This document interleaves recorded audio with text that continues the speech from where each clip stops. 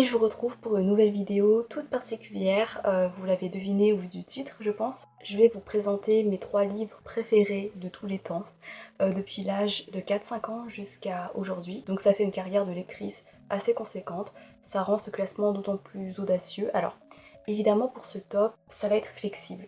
Là en ce moment j'ai un avis assez figé, assez fixe sur la question. Ça fait quelque temps que ça me trotte dans la tête et je me dis ouais, ce sont les élus. J'ai quand même respecté certains critères pour constituer ce classement et m'aider à balayer plus facilement d'autres titres. D'une part, ce sont des livres qui m'ont marqué depuis au moins 3 ans. Comme ça me permet d'évaluer un peu mon attachement à ces œuvres sur le long terme. Et pour les sagas, ce sont seulement des sagas que j'ai terminées. Donc j'ai pu avoir une vue d'ensemble, une vue complète de l'aventure. J'aime bien ma sélection puisque ça reflète à peu près ce que je lis en général. On a du contemporain, de la fantasy et du manga. Et ce classement, ça condense également ce que je préfère en général en fiction, en termes de vibes, en termes d'aventure, de récit, de réflexion et surtout au niveau des personnages parce que c'est souvent à travers les personnages que se développe mon attachement pour une œuvre. En fait, j'ai plus trop de souvenirs par rapport à ces œuvres. Il y a des choses que j'ai oubliées mais en termes d'émotion, je suis soufflée par ce que j'ai pu vivre avec ces œuvres.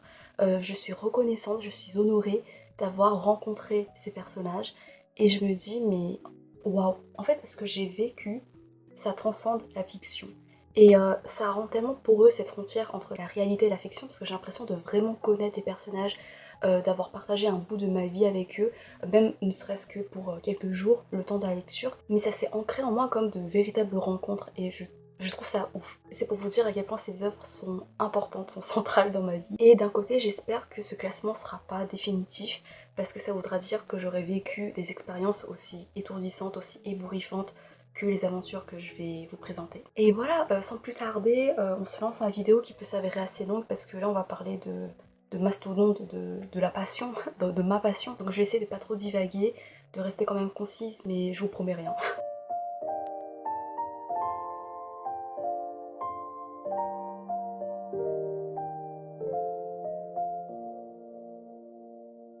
On va commencer avec un contemporain, le livre le plus court, Radio Silence ou Silence Radio en français de Alice Oseman.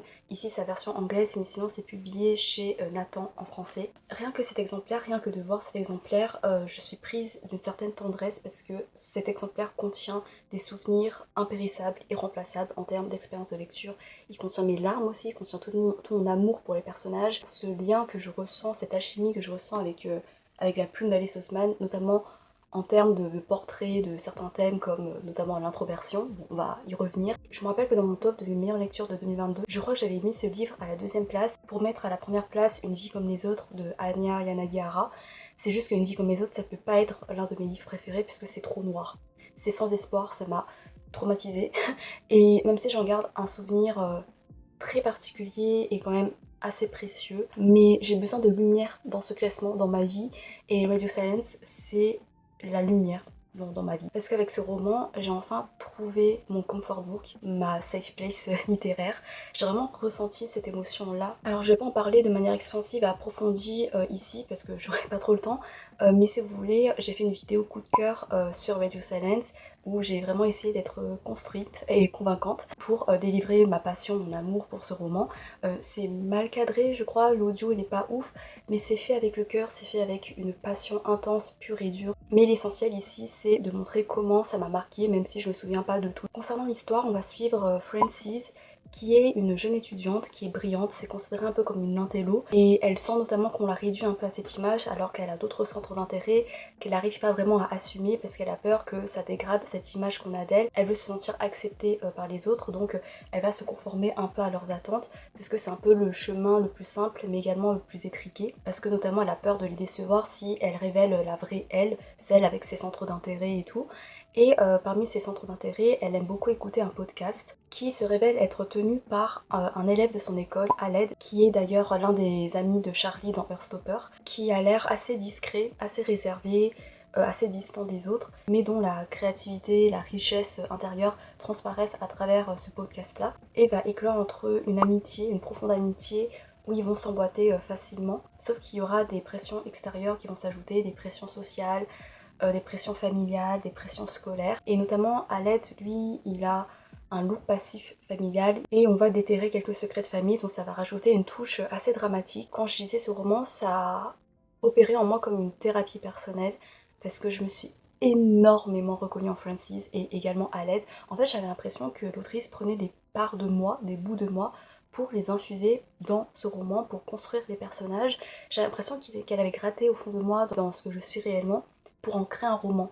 Et c'est assez déroutant et limite assez creepy comme sensation, mais en même temps c'est très rassurant parce que tu te dis waouh, je suis pas la seule à être comme ça, à m'être ressentie comme ça. Je me sentais comme Frances, je sentais que j'étais un peu limitée dans ma sociabilité et je complexais énormément et je me dévalorisais par rapport aux autres. Pareil, j'étais vraiment le cliché de l'intello et du coup aux yeux des autres je sentais qu'on pouvait me réduire à ça et que je me réduisais moi-même à cette identité là et je complexais sur le fait d'être réservée, en fait j'avais l'impression d'être inintéressante par rapport aux autres qui voilà, ils avaient plein de sujets de conversation, plein de centres d'intérêt qu'ils mettaient en avant. Ils avaient les social clues en fait pour briller en société, pour briller à l'école, tandis que moi bah, j'étais plutôt plus timide. Et c'est seulement des années plus tard où j'ai découvert le mot d'introversion. Enfin c'est ouf parce que vraiment je savais pas comment me définir, je me définissais comme timide, réservée, bizarre, enfin pas en adéquation avec ce que la société attend de nous en tant qu'être humain sociable. Mais en fait l'introversion, le mot introversion, ça a produit un déclic en moi où je me suis dit en fait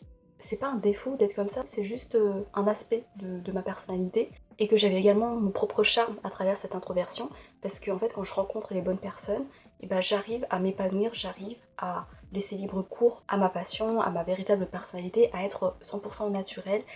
C'est pas avec tout le monde et c'est vraiment pas la faute des gens. En fait, ça dépend des vibes. Voilà.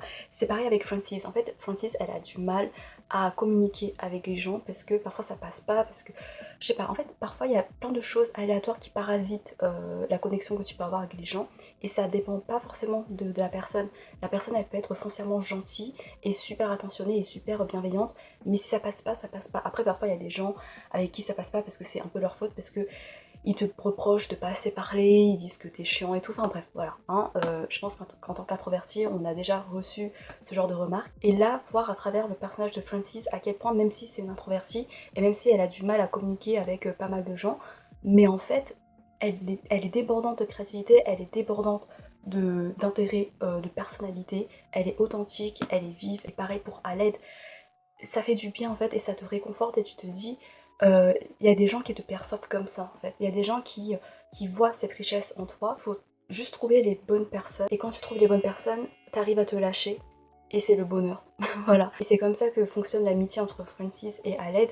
C'est magnifique. En fait j'aime trop parce que du coup Aled, en fait c'est un personnage qui a l'air limite évanescent, très éthéré comme personnage parce que il est souvent en retrait et a l'impression que comme il n'arrive pas à communiquer avec les autres à travers les moyens basiques, à travers voilà, les mots et tout, et bah il va finir par disparaître parce que personne prend le temps de l'écouter, parce que on met, je suis désolée pour le changement de luminosité, mais on met souvent les gens silencieux de côté, on s'intéresse pas forcément à eux, on se dit peut-être inconsciemment que ils ont moins de choses à partager alors que ils partagent peut-être pas de la même façon. Genre Alette, c'est à travers le podcast et j'aime trop parce que du coup c'est à travers un média littéraire, créatif, artistique qui parle, qui partage ses sentiments. Et quand tu connais la raison derrière le podcast, ça rajoute quelque chose de très poignant et j'ai tellement pleuré, j'ai été mind blowée. Bref, ça c'est autre chose.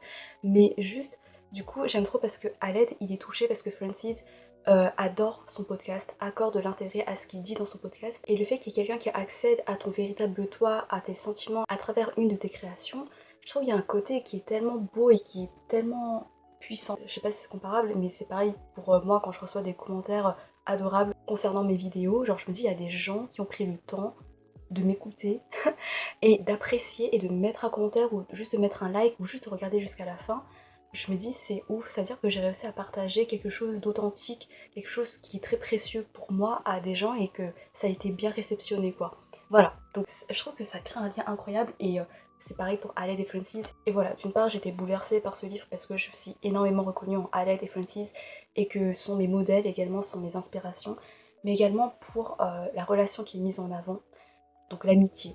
L'amitié entre deux personnages de sexe opposé, c'est assez rare, je trouve, de base. Et surtout, mettre l'amitié sur un pied d'égalité que la romance. En fait, genre, j'ai un peu refeuilleté pour vous en parler, et je suis tombée sur des moments, en fait, on dirait vraiment le début d'une histoire d'amour parfois, avec des moments un peu awkward, avec des déclarations d'amour, mais en fait, c'est l'amour, mais dans le sens amical. Tu peux tomber amoureux en amitié. Et notamment, il y a une déclaration d'amour qui m'a tellement marquée, c'est «Je suis platoniquement amoureux de toi». Wow. Et ce genre de trope de platonic soulmate, genre ça m'est tellement cher et je trouve que c'est tellement rare malheureusement. Et c'est ouf ce qu'ils s'apportent parce qu'ils mettent en lumière les qualités de l'autre dont l'autre n'a pas forcément conscience. Il y a des moments awkward de maladresse, de rapprochement parce qu'ils n'ont pas l'habitude justement de communiquer, de faire part de leurs sentiments, d'être appréciés, d'être perçus par les autres, d'aller vers les autres. Et puis du coup ça interroge un peu cette frontière entre l'amitié et ce qu'on considère comme de la romance. C'est quoi l'amitié au final? C'est quoi les limites de l'amitié pour que ce soit socialement acceptable? Est-ce qu'il faut respecter ses limites? Je suis désolée, j'ai l'impression d'avoir été assez brouillonne, mais ce que je voulais dire, c'est que Alice Oseman, elle écrit superbement bien l'introversion. Je suis immensément reconnaissante pour cette mise en avant, cette représentation, parce que je trouve que c'est quand même rare. Et la manière dont c'est fait, en fait, parce que c'est pas présenté comme un défaut, il faut qu'ils changent pour se faire un maximum d'amis, être socialement acceptés. Non, en fait, ils restent dans leur bulle. C'est une bulle emplie de créativité, d'amour, de passion, avec une connexion juste incroyable, avec des moments, mais oh, c'est trop mignon. En fait, t'as envie d'avoir ce genre d'amitié, et ça montre à quel point l'amitié, ça peut tellement t'apporter. Enfin, vraiment, Frances, elle est amoureuse d'Aled, mais dans le sens amical, et c'est tellement magnifique. Vraiment, en fait, c'est une histoire d'amour, mais j'aime trop. Vraiment, là, voilà, là, c'est le moment où je dois juste m'arrêter parce qu'il n'y a plus aucune pensée rationnelle qui me vient à la tête et j'ai juste envie d'éclater en sanglots, de me déverser, mais de manière incohérente, juste pour vous dire à quel point j'ai aimé les personnages, à quel point je me suis identifiée à eux, à quel point j'ai gaze parfois parce que je suis en mode, mais attends, mais c'est ce que j'ai vécu et tout. Et voilà, merci, enfin vraiment, j'ai l'impression d'avoir eu cette thérapie personnelle, comme je l'ai dit, pour la moi adolescente. J'aurais voulu tellement lire ce livre quand j'étais adolescente, ça m'aurait permis de me comprendre et de m'accepter comme je suis et de pas complexer et de pas essayer de devenir quelqu'un d'autre. C'est quasiment une force parce que t'arrives à être heureuse mais seule quoi. Et quand t'arrives à trouver les bonnes personnes, bah ça peut être tellement cool. Il faut juste pas forcer les liens et comme ça tu restes authentique, les liens que tu tisses restent également authentiques. Je disais, franchement j'adorais. Oh. Ah, il y a des phrases et des citations aussi, ça me marque. Bref, j'arrête de me blater parce qu'après on va passer à deux autres livres qui sont beaucoup plus conséquents.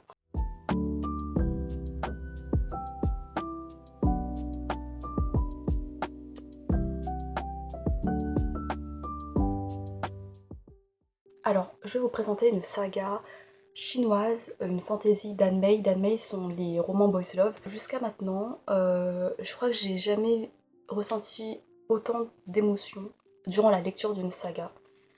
Euh, Bref, alors, c'est très connu, peut-être que vous en avez déjà entendu parler, c'est Heaven Officious Blessing, ou en chinois Qiyuan Fu, ou en français La Bénédiction des cieux, je crois, de Mo Sheng Tongxiu, publié ici chez Seven Seas Entertainment, et je crois chez Bookmark en français. C'est tellement dense que j'ai déjà l'impression d'être étourdie à l'idée même d'essayer d'en parler, d'essayer de vous transmettre mes émotions, ce que j'ai pu vivre. Je pense que c'est impossible. En plus, c'est une épopée qui est composée de plusieurs arcs, de plusieurs épopées, et je me souviens pas de tout, mais je me souviens des sentiments très vifs que ça a provoqué en moi, comme j'en ai rarement ressenti. Pour être honnête, j'ai longtemps repoussé le moment de parler de cette œuvre sur ma chaîne parce que ça me fait peur, ça m'intimide de ouf parce que j'ai peur de pas lui rendre honneur. J'hésitais à mettre dans ce top soit ce livre, soit l'autre saga de l'auteur, de l'autrice, Oda Toucheux, The Grandmaster of Demonic Cultivation, ou en français Le grand maître de la cultivation démoniaque, parce que ça a provoqué des sensations similaires, en moi un bouleversement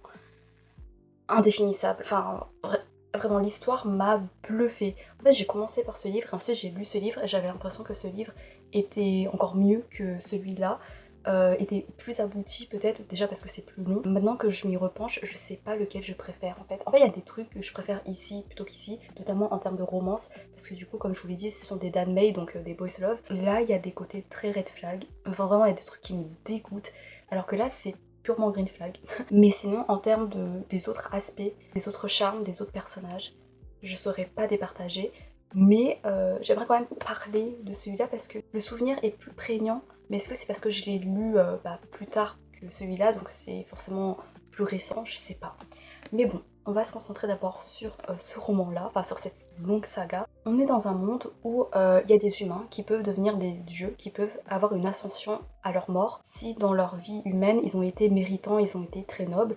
Et on va suivre Shellian, qui est le héros, qui lui il a eu une situation assez particulière parce qu'au cours de sa vie post-mort, il a eu 3 ascensions et 2 chutes, 2 bannissements. Ce qui est assez rare parce que déjà une fois que t'es banni, normalement tu peux plus avoir une ascension, mais lui il a réussi, ensuite il a été rebanni, et ensuite là quand on le retrouve, il est sur Terre, genre il vit un peu dans la misère et il ramasse ce qu'il peut pour survivre, pour vivre à sa façon. Et à un moment il va être appelé de nouveau aux cieux pour mener une certaine mission. Au cours de cette mission il va rencontrer un étrange jeune homme, enfin, Roi Chang, et en fait c'est que la partie hyper immergée de l'iceberg.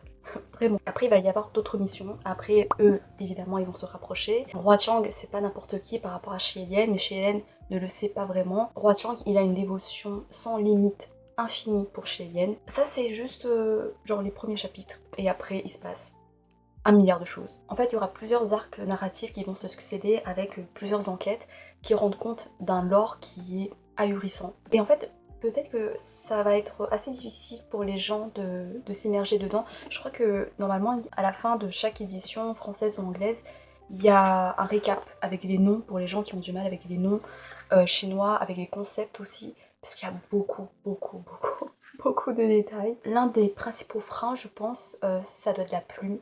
Parce que en fait, de base, ce sont des web novels qui sont du coup écrits à destination d'un public sur internet. Du coup, la plume, elle n'est pas forcément bien travaillée.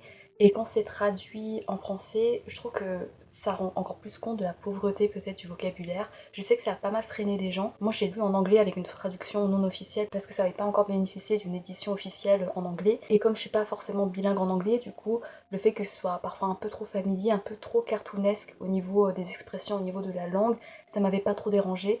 Et j'espère vraiment que les gens qui s'y lanceront seront pas coincés à 100% à cause de ce vocabulaire, de ce langage. Parce que derrière ce style qui peut être parfois un peu trop familier, se cache vraiment une poésie et une beauté dans certains arcs narratifs, dans certains destins de personnages, dans leur complexité, dans leur tragédie. Ça va croiser plusieurs histoires de personnages, plusieurs arcs narratifs pour faire surgir des thèmes qui sont assez profonds. Alors j'avoue, j'ai fait une liste des thèmes parce que j'ai un problème, c'est que j'arrive pas à mettre les mots sur les thèmes qui sont abordés, et c'est pas ça qui m'a le plus bouleversée. Mais du coup je vous ai fait un peu une liste des thèmes, donc ça va perdre un peu en spontanéité dans cette vidéo, mais ce sera le temps d'une parenthèse. Alors on va parler notamment du pouvoir et de la corruption dans un gouvernement qui est dit comme divin, parce qu'il y a plein de problèmes aux cieux, vous allez voir, il y a plein de dramas. Ça parle des limites de la foi religieuse parce que chez Hélène, du coup, c'est un dieu. Il va être célébré en tant que tel, mais ça va également le déshumaniser, ou ça va entraîner une certaine intolérance par rapport à ses actes, par rapport... En fait, il doit être constamment parfait, et tu vois à quel point la foi religieuse... Enfin ouais, c'est une critique assez acerbe et poignante de la foi religieuse. Ça parle de l'hypocrisie dans la recherche de grandeur, parce que du coup, il y a des gens, ils vont devenir des dieux, mais est-ce qu'ils méritent vraiment d'être des dieux? Il y a des gens voilà, qui vont faire preuve de gentillesse, mais c'est peut-être intéressé, et ça va également parler des limites de l'altruisme, de la bonté désintéressée, parce que chez Hélène, il va en morfler à cause de ça, parce que parfois tu veux venir en aide aux gens, mais il y a d'autres facteurs dramatiques qui vont t'empêcher de mener à bien ton acte, ou pour que ton acte soit bien reçu. Ça parle de l'acceptation de ton identité, de qui tu es, des autres également, de ne pas réduire ton identité à de bonnes et mauvaises actions, parce que très vite on voit que la frontière entre le bien et le mal est brouillée, parce qu'il y a des personnages, en fait ils sont très complexes, il y a plusieurs nuances et ils vont faire des erreurs, mais c'est compliqué quoi. Enfin, ça a parlé également de rédemption évidemment, ça a parlé des conflits de classe dans les relations, ça a également parlé de la vengeance au nom de la justice, et ça c'est un thème qui m'a frappé en plein cœur, enfin la manière dont c'est mené. En fait il y a un côté limite très fataliste, et parfois très pragmatique, très réaliste et profondément tragique. Du coup ça c'est des thèmes qui sont hyper intéressants à explorer, qui s'incarnent dans des destins de personnages de manière assez intelligente et assez fouillée. Mais j'avoue moi ce qui me marque, c'est vraiment les sentiments bruts, cette intensité émotionnelle que ça a provoqué en moi, pour la manière dont ça retranscrit notre humanité, la richesse de notre humanité, de manière tellement ingénieuse, tellement poétique parfois. Parce que du coup c'est un boys love, mais pour les gens qui sont familiers avec les vibes de ma chaîne, vous savez que j'aime pas forcément la romance. Je reviendrai sur la romance centrale, mais en fait ce que j'aime trop là et là, c'est que la romance, oui, c'est la relation principale, mais c'est pas la seule relation euh, qui est autant construite, qui est autant développée, approfondie dans ces sagas. On a plein de choses. Déjà, au niveau de l'intrigue, il y a plein de révélations.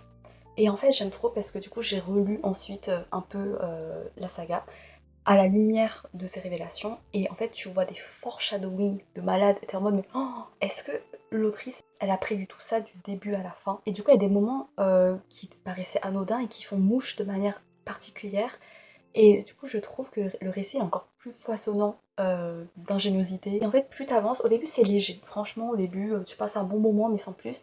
Mais plus t'avances, et plus c'est mélancolique, c'est tragique, c'est puissant, c'est audacieux en termes de destin de personnage. Et notamment, t'apprends à connaître Cheyenne, le héros. Au début, ça paraît être un personnage qui est juste très sympathique, très gentil, jovial, qui est un peu naïf, un peu sur les bords, mais qui est vraiment cool à suivre.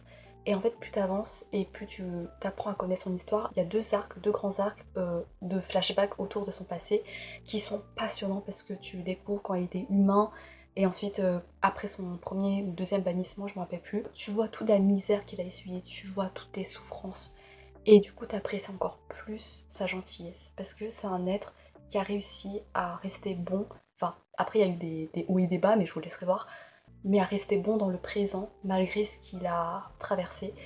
Et je trouve que c'est poignant. Et je trouve que ça permet d'adresser le sujet de la gentillesse de ce personnage et des personnages en général de manière tellement incroyable parce que en parallèle de lui, il y a d'autres personnes qui ont souffert et qui vont prendre d'autres décisions, qui vont évoluer de manière assez drastique et différente de l'évolution de chez Hélène.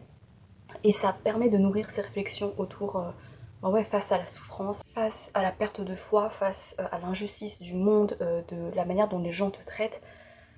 Qu'est-ce que tu fais en fait? Et ah oui. Ah oui, tout du long, euh, il va y avoir un mélange de tons tragiques, impitoyables, implacables, cruels, fatalistes, avec des moments mais hilarants. Mais vraiment, j'étais morte de rire à plusieurs moments, et en même temps, après, j'étais morte de larmes, de désespoir à plusieurs moments aussi. Et en fait, la variété de ce ton, ça s'incarne à travers le cast de personnages. C'est coloré, c'est diversifié. En fait, ils sont tous nuancés, ils ont plusieurs facettes.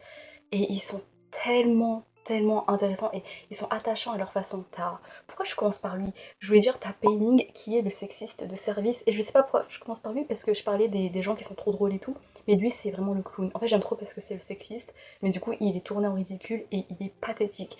Et en même temps, plus t'avances et plus t'es quand même attaché à lui parce qu'il a d'autres côtés, donc voilà, c'est quelqu'un à ne pas vraiment prendre au sérieux, mais du coup il est trop attachant et il est iconique. Vraiment il a des moments hilarants, parfois contre son gré, mais c'est trop drôle. T'as Shi Xuan qui est le rayon de soleil dans ma vie. T'as Ming Yi qui est le constipé de service, je l'aime trop. T'as Mu Qing. Alors, Mu Qing c'est un cas particulier pour moi, c'est un cas que je prends très à cœur personnellement parce que c'est un personnage controversé. Il y a beaucoup de lecteurs, de lectrices qui le détestent parce qu'il a été injuste envers Cheyenne dans le passé, parce qu'ils ont eu une relation d'amitié mais qui a été torturée. Voilà, on le découvre dès le début, on sait qu'il y a eu un passif assez lourd entre eux. Et moi j'aime trop ce personnage pour son humanité, pour le fait qu'il est imparfait. Au même titre que les autres, mais Mu Qing ça touche un peu plus parce que il peut être assez hautain, assez condescendant, tu vois. Mais c'est quelqu'un aussi qui est incompris, je trouve, et qui a une logique très pragmatique des choses. Mais en fait, non, je vais pas vous spoiler évidemment, mais je trouve qu'il est incompris à cause de cette logique pragmatique, à cause du fait que il est moins sentimental que les autres. Et honnêtement, je me reconnaissais beaucoup en lui. T'as des antagonistes aussi, bon, j'ai pas développé parce que après ça va spoiler, mais en fait, ils sont très cool aussi. En fait, je peux même pas développer parce que j'ai des flashbacks de guerre là, et je suis en mode non, je peux pas en parler. Mais ce dont je peux en parler, c'est au niveau des relations. Parce que comme je l'ai dit, en dehors de la romance, on a d'autres relations immensément riches, immensément variées, autour de la famille, autour des amitiés. Et en fait, toutes les relations constituent un potentiel de développement incroyable, d'émotions, d'adrénaline, de surprise, au même titre que la romance. Je trouve que même ces relations secondaires sont plus riches que la romance. La romance, pour faire une petite parenthèse, elle est très linéaire, je trouve. En fait, Il n'y a pas vraiment de bouleversement, c'est juste que c'est très romantique de voir à quel point Hwa Chang est dévoué à Shelian. Et il y a des moments, je l'avoue, qui m'ont fait glousser. Hein. Il y a des petits moments de tension, il y a des petits moments très mignons, voilà, où Shelian il commence à ressentir des choses pour Hwa Chang, mais il sait pas trop et il est très maladroit. C'est très mignon, il y a des moments qui sont très touchants aussi, des déclarations de Hwa Chang envers Shelian. C'est très beau, mais c'est évidemment pas ce que je préfère parce que les autres relations sont phénoménales. J'ai pas d'autres mots. Ça constitue la raison principale du bouleversement que ça a provoqué dans mon expérience de lecture. On a des amitiés détruites, contrariées par des sentiments qui sont lourds mais qui sont humains. On a des relations familiales qui sont pulvérisées, déchirées en mi-morceaux. On a des trahisons. Je me suis jamais sentie aussi trahie. En fait, ça a été un coup de poignard littéral dans mon dos. Enfin, je crois que c'est le plus gros choc que j'ai eu dans ma carrière de lectrice. C'est pour vous dire. Voilà, après ça dépend de vos attachements au personnage, hein, mais moi, j'ai pas vu venir et je me rappelle que vraiment je l'ai pris tellement à cœur, tellement personnellement, et à ce jour, je suis en mode mais waouh, vraiment. Bref, mais après il y a aussi des réconciliations. Il y a quand même des moments d'espoir, il y a quand même ouais, ce mélange de tendresse, d'optimisme, avec ces touches de tragédie, mais qui t'épargnent pas. Et c'est trop beau parce que, en fait, dans ces trahisons, dans ces relations déchirées, tu vas pas forcément en vouloir au personnage, tu vas pas sentir de la haine ou quoi, tu vas sentir une profonde amertume parce qu'en fait ce sont des personnages qui ne sont pas manichéens, qui te challenge dans ce que tu éprouves pour eux. Tu vas pas forcément approuver leurs actions, mais ça va te faire réfléchir, tu vas te dire ouais mais je comprends pourquoi ils ont réagi comme ça, parce que peut-être ils n'ont pas eu le choix, peut-être parce qu'ils sont sentis coincés, peut-être que c'est au nom de la justice, peut-être parce qu'ils sont aveuglés par une vengeance que tu aurais pu toi-même ressentir. Donc voilà, en fait, tu vas éprouver un mélange de révolte, de compréhension, d'amertume, d'empathie. Tu vas réfléchir, ça va te poser face à des dilemmes moraux, éthiques, sans forcément te fournir de réponses, parce qu'il n'y a pas de réponse, parce que c'est juste un foutoir très humain au final, c'est chaotique, mais tu te dis, mais c'est ça l'humain, enfin, il n'y a pas de réponse. Et ce sont des personnages qui me hantent, enfin, bref. Pour revenir sur la romance, en fait, moi, mon bémol, c'est que Hwa Chang, il n'est pas développé vraiment au-delà de sa relation avec Shelian, au-delà de son amour, de sa loyauté envers Shelian, ce que je trouve dommage parce que moi j'aime bien voir les personnages à travers la multiplicité de leurs liens, comment ils se comportent avec les autres et pas seulement avec l'être aimé. Et Shelian, il développe plein d'autres relations et du coup c'est pour ça que je l'adore, Shelian. Hwa Chang, c'est beaucoup plus compliqué. C'est pour ça que j'ai pas forcément plus accroché que ça à la romance. Il y a aussi un autre bémol, c'est qu'il y a peu de personnages féminins. Mais par contre, quand il y en a, elles sont badass. C'est des queens. C'est trop bien. Il y a un personnage féminin qui remet en place le sexisme de Pei Ning. Et c'est une queen. Mais en fait, elle le remet en place, mais de manière très humble. En fait, sans s'en rendre compte, elle le met juste face à ses contradictions, mais de manière très naturelle pour montrer, en fait, c'est absurde et tu mérites même pas mon temps pour ça. Mais en fait, elle est trop cool, franchement. J'aime trop. Pour rebondir vite fait sur le grand maître de la cultivation démoniaque, quand j'ai réfléchi un peu à comment les départager, je me suis rendu compte qu'en fait, le grand maître de la cultivation démoniaque, il y a aussi ce genre de charme, il y a aussi ce ton très tragique, très poétique, très, très amer, doux amer, à travers les relations amicales, familiales. Mais vraiment, en fait, au départ, tu sais que tel ou tel personnage sont morts, et ensuite tu vas revenir dans le passé pendant un long arc flashback, et tu vas voir comment on en est arrivé là. Et c'est dévastateur. Et c'est horrible parce qu'en fait, au début, tu sais, tu t'en fous parce que ce sont des noms comme ça, en mode ah, ce machin est mort et tout. Et quand t'apprends à les connaître, quand t'apprends leur lien, leur relation avec le personnage principal Wei Wuxian, quand t'apprends à connaître Wei Wuxian, qui au début se révèle, je sais pas, assez comique, quand t'apprends à voir à quel point il a souffert, à quel point il a été maltraité par le monde, par le jugement des autres, t'es en fait, et en plus c'est trop bien parce que Wei Wuxian c'est pas un personnage qui est juste foncièrement bon, il a fait des choses qui sont répréhensibles, qui sont vraiment très très discutables, mais tu t'en prends quand même d'attachement à lui parce que bah voilà, il est complexe et il a fait des choix qui sont imparfaits, mais ça le rend tellement humain parce que ça part de sentiments tellement touchants, tellement poignants et d'une détresse aussi. Enfin, et en fait, c'est le produit de plusieurs autres facteurs, de plusieurs autres tragédies, et du coup, c'est comme s'il était coincé et qu'il savait pas quoi faire. Enfin bref, voilà. Il y a vraiment une détresse un désespoir chez le personnage qui le rend tellement humain. Encore une fois, je me répète, j'ai l'impression de me répéter, mais je suis désolée, mais c'est vrai. Ça montre comment le jugement sociétal, le jugement extérieur peut détruire même la personne la plus intentionnée. Et je trouve, en fait, il y a des mises en scène et il y a une évolution narrative qui est d'une amertume parce qu'il y a des occasions manquées, parce que il y a des timings qui sont pas bons et qui font que ça va engendrer des tragédies. Parce que j'ai des flashbacks, je suis désolée, je suis incohérente et je suis pas très claire, mais je parle en même temps que des souvenirs refluent en moi et je m'attends pas, je suis en train de putain, mais c'est passé ça et c'est passé ça. Ça parle de plein d'autres choses, ça parle de la manière dont on peut faire justice, ça parle également de la subjectivité de l'histoire, parce qu'au début, on te pond l'histoire, on te pond la légende machiavélique autour de Wei Wuxian, et en fait, quand tu te plonges dans son histoire, tu te rends compte à quel point ça a été biaisé, à quel point en fait, l'histoire c'est écrit par les vainqueurs, par les gens qui se considèrent comme bons, comme justes, mais au final, c'est quoi la justice? Est-ce qu'au nom de la justice, on peut sacrifier certaines choses, d'autres non? Et pareil, on a un cast de personnages absolument bouleversants, hyper diversifiés. Encore une fois, ils peuvent être assez drôles, il y a des moments qui sont très cocasses, qui sont vraiment très très drôles, et d'autres fois où c'est le désespoir, c'est dévastateur. J'aimerais parler de la relation vite fait, la relation fraternelle au cœur du récit entre Wei Wuxian et Yenni et Chen Chang. Yenni qui est sa grande sœur, on sait dès le départ qu'elle est morte. Et en fait quand tu te plonges dans leur passé, tu te rends compte à quel point Yenni c'était une queen, c'était une grande sœur incroyable ici, avec Wei Wuxian. Oh my god. C'était sa safe place à Wei Wuxian. C'était ce qui l'ancrait dans son humanité. Et c'est tragique. Et Chen Chang, c'est son petit frère, je crois. Et Chen Chang, c'est un personnage qui peut être assez incompris aussi, qui est assez violent, qui est très amer dans son développement, mais que j'ai adoré, notamment pour cette complexité et pour sa vulnérabilité, pour ses sentiments très complexes vis-à-vis de Wei Wuxian. Parce que voilà, c'est une relation fraternelle qui est très torturée. Et j'ai trop aimé, en plus c'est un tonton également pour son neveu, pour le fils de Yenmi, Jinling, qui est adorable, enfin vraiment.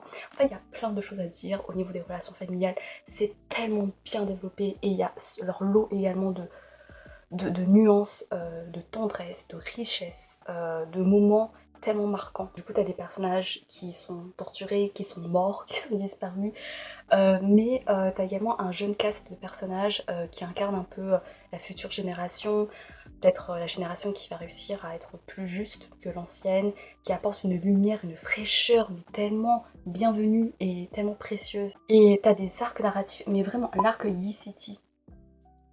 En fait, c'est ça qui est trop cool. La preuve que c'est pas juste une histoire qui tourne autour des protagonistes au sein de la romance. En fait, t'as un arc où ils sont pas au cœur du récit, où les protagonistes ils sont vraiment un peu sur le banc, et t'as un arc autour de personnages secondaires qu'on rencontre à peine et qui te bouleverse. Pour moi, c'est le meilleur arc. Alors que c'est même pas avec les protagonistes, tu vois, mais tellement pour vous dire à quel point l'autrice elle a mis un soin fou dans la construction des personnages secondaires pour leur donner une authenticité, une profondeur, mais incroyable. L'arc Lee City, ça, je m'attendais pas à un tel bouleversement. J'ai senti une amertume indescriptible, une révolte tellement profonde et une douceur également poignante, enfin que ce soit dans cet arc ou dans les autres arcs, avec des révélations aussi. Attends, il y avait quoi comme révélation? J'en rappelle plus trop. Mais il y avait des révélations autour des vrais méchants et tout, enfin ça c'était trop cool. Il y a plein de trucs poignants dans les personnages, dans cette comparaison entre l'histoire et la vérité, à quel point les dessins de personnages, leur identité se révèle complexe, plus complexe que ce qu'on laisse percevoir à travers l'histoire, comment l'histoire peut vraiment simplifier cette complexité-là, je trouve qu'il y a quelque chose de vraiment poignant. Et donc t'as l'anime, t'as le roman, t'as le manhwa, t'as le drama aussi. Je crois que... Alors, j'aimerais faire une mention spéciale au drama, parce que le drama, le live action, il est vraiment bien fait, et c'est trop cool parce qu'ils ont réussi à contourner la censure, parce que de base, du coup, c'est un boys love, et en Chine, pour voilà, les questions queer, c'est pas trop ça. Et donc en fait, ils ont transformé la romance en une amitié, mais il y a plein de sous-entendus, et tu sens que c'est pas de l'amitié en fait. Tu sens que à travers le jeu de regard, à travers la musique, les mises en scène, c'est de la romance, mais de manière plus pudique. Et je trouve qu'il y a un charme, parce que là, les scènes de sexe, j'ai vraiment pas aimé, j'ai pas trop accroché. Enfin, s'il y en a une, ça va, je crois. Mais bref, mais c'est pas, voilà, c'est pas pour ça que j'aime bien. Mais dans le drama, c'est plus épuré. Mais comme ça passe par des allusions, je trouve que c'est encore plus puissant et encore plus parlant et marquant. Et le drama, il y a enfin, vraiment les personnages. Les acteurs, au début, ils ont un peu du mal à jouer. et après ils se font dans leur rôle et tu t'y prends au jeu. Et ça met en avant les relations familiales, encore plus que dans le roman. Et pour en revenir aux personnages féminins, encore une fois, il n'y en a pas beaucoup par rapport aux persos masculins, mais elles sont fortes, elles sont diversifiées, elles sont Yenny et d'autres personnages aussi, je me rappelle plus de son nom, mais elles sont là face aux préjugés sexistes et tout. Et il n'y en a pas beaucoup qui sont vivantes à la fin, mais elles sont là. Et voilà, en fait, ces sagas, c'est un condensé de ce que je recherche le plus quand je lis. En termes de personnages, des personnages qui me font rire, qui m'attendrissent, qui me foudroient d'émotions, d'adrénaline, d'amertume, qui me surprennent, mais comme j'ai jamais été surprise, qui me bousculent dans mes repères moraux, pour lesquels je sais plus quoi ressentir tellement je suis perdue, qui s'épanouissent dans des relations familiales, amicales, hyper profondes, hyper bien mises en avant, dans des mises en scène qui peuvent être assez parlantes, assez poétiques, vraiment bien pensées. Voilà, en fait ça c'est vraiment le condensé de ce que j'aime dans la fiction, et je trouve ça ouf. En fait c'est du génie. Ah oui, petite parenthèse, ici il y a du smut, ici on n'a pas. Il y a des petites allusions, mais ça reste smut free pour les gens qui aiment pas trop comme moi. J'espère vraiment que j'ai réussi à rendre honneur à ces sagas, parce que c'est la première fois vraiment que j'en parle sur ma chaîne. J'avais fait un vlog sur le tome 3 ou 4 de cette saga, mais du coup c'est un vlog spoilant à l'attention déjà des fans, mais là j'ai vraiment envie de vous convaincre de vous y mettre. Et je saurais pas vous les départager parce que, genre en romance, je préfère largement là. En termes de drama, je crois qu'il y a plus de gros dramas qui m'ont marqué ici qu'ici, je crois. Mais je saurais mieux. Non, si, quand même. Non, il y a plein de dramas ici. Donc je saurais pas. En termes de personnages, c'est incomparable parce que ils sont uniques en fait. Tu vois, ils sont tellement diversifiés et ils m'ont touché de différentes façons. Mais sont des façons qui sont tout aussi précieuses les unes que les autres. Donc j'arrive pas à départager. Donc je sais pas. Je sais vraiment pas lequel je préfère. Mais je vais les mettre un peu ensemble parce que. Bon, je triche un peu. Ça va être mes 4 livres préférés. Mais j'arrive pas à les départager. Mais je pense que je préfère l'univers, je sais pas. Je sais pas.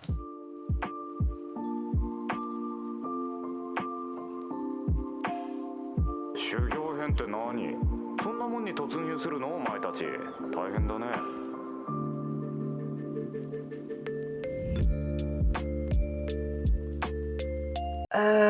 On va passer à un manga. Alors, une fois de plus, c'est une œuvre que je redoutais de parler sur ma chaîne parce que c'est une œuvre qui est tellement fondatrice dans ma vie. Parce que j'ai peur de pas bien lui rendre hommage, mais faut sauter le pas. J'aimerais parler de Gintama de Hideaki Sorachi, publié chez Kana. Regardez, c'est trop beau. Ça c'est le premier tome et là c'est le dernier tome, le tome 77. J'aime trop le parallèle. Et l'évolution du style aussi, c'est tellement flagrant. Avec également lui là qui est tout seul et là tous les liens qu'il a pu développer. Il y a plein de mangas qui sont parmi mes préférés, qui m'ont bouleversée à un niveau incomparable, de mille et une façons. Je vous renvoie à ma série de vidéos, où dans chaque vidéo je vous présente 4 de mes mangas préférés. Et en fait je voulais consacrer une vidéo entière juste à Gintama. Je pense que je la ferai peut-être plus tard, mais ouais, c'est un pas à franchir. Je me mets trop de pression parce que c'est assez intimidant de consacrer une vidéo entière, parce que je te dis ouais, faut vraiment que j'argumente bien. Et Gintama c'est spécial dans ma vie, parce que jusqu'à manga, ça a quand même façonné une grande partie de ma vie. En fait, pour être honnête, j'ai pas lu tout le manga. J'ai d'abord suivi en anime et ensuite j'ai rattrapé en manga. Mais pour tout ce que j'ai vécu sous le format du manga, je considère quand même comme mon manga préféré. Même si maintenant, je suis plus détachée de cette œuvre-là parce que je m'intéresse à d'autres œuvres. Mais l'héritage que ça a laissé dans ma vie, c'est incomparable. Grâce à Gintama, je me suis mise au cosplay. Du coup, j'ai pu développer de nouveaux skis, j'ai pu découvrir un nouvel univers créatif, j'ai pu rencontrer d'autres fans. Et en fait, ce qui est trop cool, parce que Gintama, c'était en 2014-2015 quand j'ai découvert, c'est assez niche en France. C'est un manga assez particulier, on y reviendra, mais c'est un shonen qui explose au Japon, mais qui reste quand même assez niche, je trouve, en France. Et du coup, quand tu rencontres d'autres fans, je trouve que le plaisir, il est encore plus décuplé, parce que c'est rare, en fait. Et tu sens que c'est vraiment de grands passionnés, quoi. Et du fait de ce manque de succès en France, et j'avais du mal à en parler avec des gens, et du coup j'avais ouvert un blog entièrement dédié à Gintama où je déversais mes émotions, et j'ai tenu pendant plusieurs années où je faisais des fiches de personnages, où j'analysais les chapitres de manière hebdomadaire, les épisodes aussi, où je faisais des analyses de personnages, où je parlais de tout et de rien, où j'ai écrit également des fanfictions de Gintama. Je vous mettrai si vous voulez le lien en barre d'infos parce que j'éprouve une certaine tendresse, une certaine affection pour cette passion que j'ai développée et je suis trop contente de ça. Gintama c'est également un condensé de valeurs qui me tiennent à cœur dans ma vie de tous les jours. Au niveau de l'histoire, déjà pour commencer, on se situe à l'ère d'Edo au Japon, sauf que la technologie est importée par des Amanto, qui sont un peu des gens venus de l'espace, des extraterrestres, des aliens, et à travers cette technologie, ils vont coloniser le Japon, et ils vont mettre un terme à l'ère des samouraïs en interdisant notamment le port du sabre, qui symbolise en quelque sorte l'âme des samouraïs. On va suivre Gintoki, qui est un homme à tout faire en freelance, qui est dans la trentaine, qui est fan du Shonen Jump, qui est diabétique, qui est pas très à jour dans le paiement de ses loyers. L'une de ses particularités, c'est également de se trimballer avec un sabre en bois. Donc c'est un peu comme une sorte de révolte silencieuse, pas très violente, mais voilà, c'est parce que c'est en bois, mais il y a une portée symbolique qui est assez conséquente. Il va finir par embaucher deux jeunes personnages, deux ados dans son agence, et voilà, ils vont remplir des missions assez cocasses, des missions plus sérieuses. Voilà, ça va être assez diversifié. En fait, c'est un manga qui se place au croisement de plusieurs genres. C'est un shonen qui est très décapant. En fait, ce qu'on retient surtout au début, c'est que c'est un manga parodique. C'est un manga qui est absurde, qui joue beaucoup sur l'humour absurde, qui va parodier beaucoup d'autres mangas, qui se prend pas au sérieux. Il y a beaucoup de références à la pop culture japonaise et je pense que c'est également l'un des freins à son succès en France parce qu'il y a pas mal de références que nous on comprend pas forcément, mais en fait il y a tellement de gags, c'est tellement varié qu'au final, même si tu piges pas 10% des gags, il y a quand même d'autres trucs qui te font rire, qui te touchent. Et la réputation de Gintama, pour les gens qui connaissent pas forcément, qui s'y plongent pas forcément, se base surtout sur cet aspect comique. Mais quand tu te familiarises avec l'univers, tu te rends compte que c'est vraiment que la partie émergée de l'iceberg. Et qu'il y a une richesse.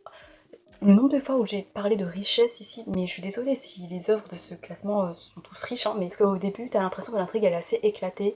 Genre il y a plusieurs arcs narratifs qui peuvent peut-être se lire de manière indépendante, et du coup le fil de narration devient linéaire mais de manière très lente, très progressive. Il faut être assez patient dans la familiarisation de cet univers.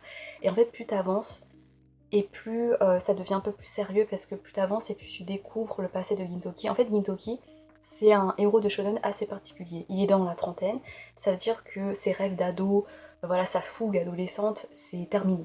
Et ce qu'il a vécu quand il était ado, quand il était plus jeune, il a vécu la guerre et tout, et du coup ça a laissé en lui des fêlures, des traumas, qu'il essaye petit à petit de penser, de guérir avec les liens qu'il va développer, avec sa philosophie de vie. Il va offrir une manière de vivre qui est plus posée que ce qu'on peut voir dans les shonen d'action, parce que lui ce qu'il veut c'est maintenant un quotidien paisible, où il va trouver le bonheur mais de manière très simple, et il va se contenter de vivre pour les autres, pour les gens qui lui sont chers, en restant fidèle à ses valeurs, dans un Japon qui se transforme sous la technologie, etc. Donc il y a un côté qui est assez doux, et ça rajoute, je trouve, une profonde mélancolie à l'œuvre, parce que Inoki, du coup, il a du vécu, il a appris de ses erreurs, enfin, voilà, des drames qu'il a traversés, et il va réussir à partager sa sagesse avec les autres. Au début, on dirait pas, hein, parce que Gintoki, au début, on dirait que c'est vraiment un mec qui est irresponsable, immature, il dépeint comme ça, il y a ce côté, évidemment, mais il est également empreint d'une profonde sagesse, il va délivrer des leçons de vie, des citations qui me marquent, qui m'ont frappée, et tu t'y attends pas parce que, genre, il y a un épisode ou un chapitre, ça peut commencer de manière assez aléatoire, assez absurde, tu te dis mais où est-ce que ça va? Et ça peut se terminer de manière plus émotionnelle, avec une petite morale, comme des contes en fait, et il y a plein de... Il y a des...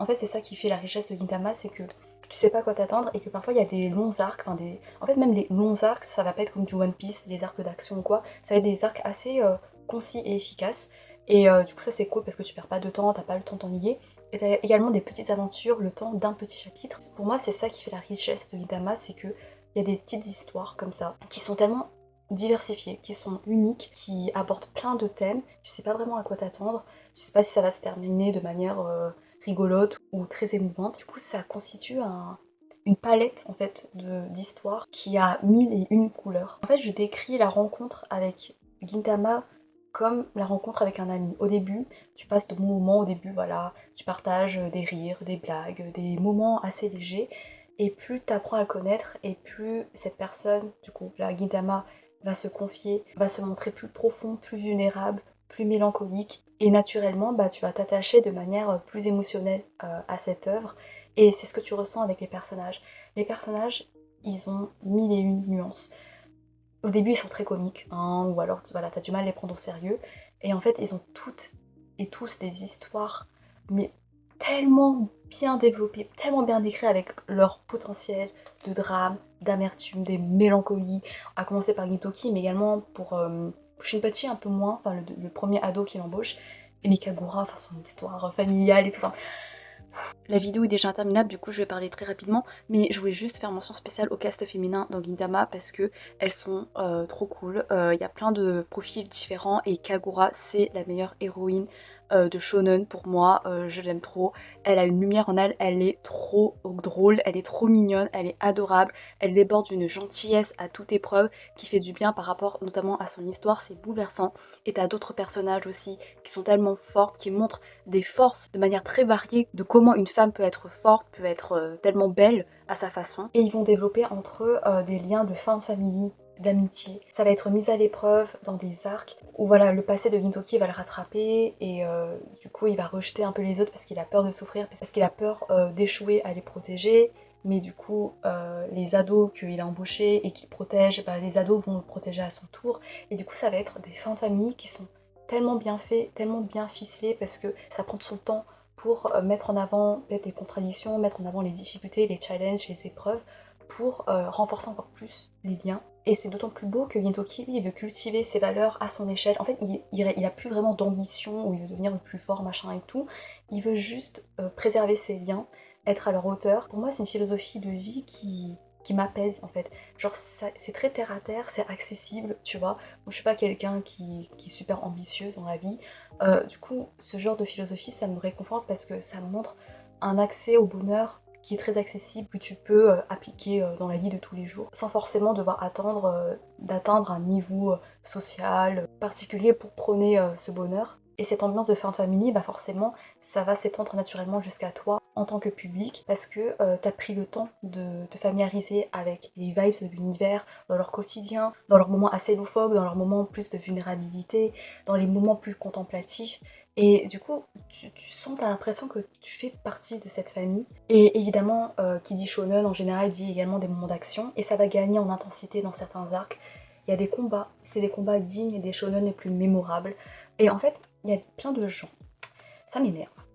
Il y a des gens qui disent ouais c'est quand que Gintama ça devient sérieux, ça devient intéressant, sous-entendant que c'est quand que il y a de l'action en fait, comme les shonen, que ça devient badass. Et en fait je trouve que c'est tellement du gâchis parce que quand tu regardes seulement les scènes d'action, c'est classe mais sans plus. T'as pas la portée émotionnelle que t'aurais pu développer si t'avais regardé depuis le tout début, si tu t'étais familiarisé avec les personnages parce que tu comprends moins les enjeux des combats. Parce que ça sort pas de nulle part en fait, c'est pas juste gratuit. Il y a des raisons dans ces combats, dans les coups que Gintoki porte, et tu peux pas profiter pleinement de la puissance de ces moments, de la puissance émotionnelle en tout cas, de la puissance symbolique de ces moments, si tu profites pas des autres petites histoires, des petits bouts du quotidien. Parce que Gintoki, il se bat en partie pour protéger ce quotidien qu'il a réussi à construire avec les autres. Si t'as pas réussi à t'immerger dans ce quotidien-là, à l'apprécier, bah tu comprends pas vraiment l'intérêt de ces combats quoi, à part de manière superficielle. Donc c'est ça en fait j'aime trop parce que c'est vraiment un tout. Genre oui, c'est de l'humour mais pas que, sinon ce serait pas mon manga préféré. C'est vraiment cette portée mélancolique, cette portée tellement profonde et émouvante qui m'a touchée et j'aime trop ce genre d'œuvre où au début tu penses que tu vas passer juste un bon moment, c'est léger, c'est comique et en fait, bam, il y a des moments tellement émouvants, il y a des morts, morts.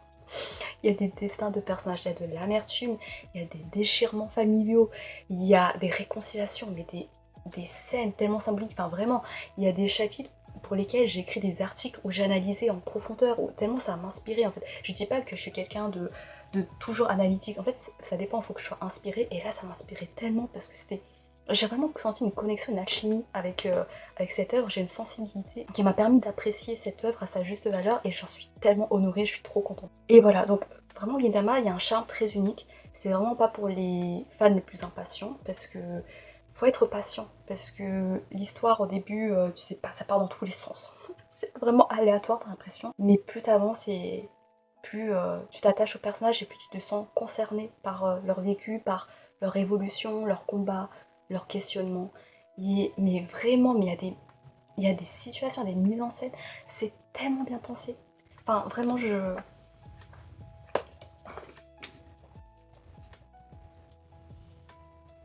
Après, je vous conseille autant le manga que l'anime, parce que les génériques de l'anime, je vous mettrai peut-être des génériques d'anime de Gintama, pour vous montrer un peu les différentes vibes de l'univers. Il y a des génériques qui transmettent bien le côté assez léger, assez rafraîchissant, et d'autres le côté plus sérieux, le côté plus puissant et tout, et j'aime trop, pour vous voilà, donner un aperçu. Mais le manga aussi, il est génial. Et regardez, mon premier tatouage d'ailleurs, c'était Gintama. C'est l'une de mes scènes préférées ever, genre ma scène préférée ever. Genre, attendez, j'arrive pas à le montrer, voilà.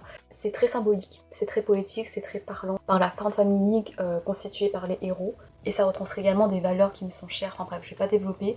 J'ai écrit un article dessus, si vous voulez, je vous le mettrai en barre d'infos sur mon blog. Et puis je suis très fière de mon analyse de cet épisode, de cette scène-là. Ça concerne un petit épisode, non même pas, ça concerne un demi-épisode, c'est un tout petit chapitre. Et ça montre à quel point le temps d'un chapitre, Gintama, ça peut être du génie, ça peut exploser en termes de profondeur, de poésie, juste le temps d'un petit chapitre. C'est pour ça, en fait, il y a des trésors cachés dans Gintama. Il y a des longs arcs, il y a des petits arcs, il y a des tout petits épisodes, il y a toujours un chat. Et ça va aborder tellement de thèmes, et ça dépend de votre sensibilité, des thèmes qui vous intéressent, qui vous touchent particulièrement. Je pense que ça peut être adapté à tout le monde, à peu près, ça dépend. Enfin bref, j'ai pas trop m'avancer, mais je peux que vous conseiller d'essayer de vous élancer et voilà. Et n'hésitez pas, encore une fois, à aller lire mon article parce que je pense que j'ai bien rendu honneur et puis ça montre de manière plus concrète le potentiel de richesse dans Gintama. Ah waouh, j'ai beaucoup parlé, je crois.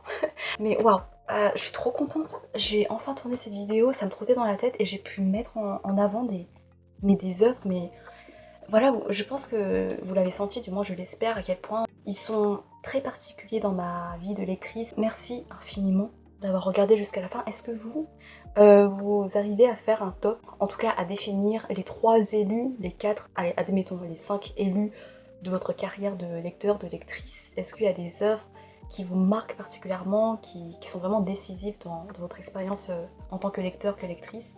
Moi, voilà, pour l'instant c'est eux. Et j'espère que ça vous a plu, même si c'était long. Merci vraiment de m'avoir écouté, déverser mon amour inconditionnel pour ces œuvres-là. Et j'espère vous retrouver pour d'autres nouvelles aventures. Peut-être aussi incroyablissime, aussi légendaire que tout ça. On garde espoir, même si là je me dis, j'ai l'impression que ça tient du miracle, tout ce que j'ai vécu, tellement ça... Comme j'ai dit, ça a transcendé cette frontière de la fiction. Et je sais pas, en fait j'ai peur de pas le revivre. Si, statistiquement parlant, normalement, si je continue à lire toute ma vie, je rencontrerai de nouveau ce genre de sensations, normalement. J'arrête de blablater, enfin, je vous laisse, merci encore et à bientôt peut-être, je sais pas, j'espère, salut!